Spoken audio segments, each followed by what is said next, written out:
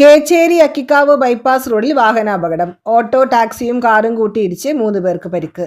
യാത്രക്കാരനായ തൃശൂർ വടൂക്കര കഴുകപ്പാടത്ത് മുഹമ്മദലിയുടെ ഭാര്യ 58 വയസ്സുള്ള ഷീബ, മകൻ 28 വയസ്സുള്ള Suhail, auto taxi driver Karikkad തറയിൽ ഷാഫി എന്നിവർക്കാണ് പരിക്കേറ്റത്.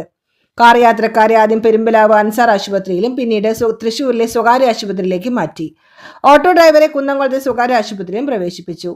ഓട്ടോയിൽ കുടുങ്ങിയ ഷാഫിയെ ഫയർഫോഴ്സ് എത്തിയാണ് പുറത്തെടുത്തത്. ഞായറാഴ്ച രാവിലെ 6 മണിയോടെ അക്കിക്കാവ് നോങ്ങാലൂർ ക്ഷേത്ര റോഡിന് സമീപമാണ് അപകടം. കരിപ്പൂർ എയർപോർട്ടിൽ നിന്നും തൃശൂരിലേക്ക് പോയിരുന്ന കാർ ഓട്ടോ ടാക്സിയിലിടിച്ച് സമീപത്തെ പറമ്പിലേക്ക് മറിയുകയായിരുന്നു.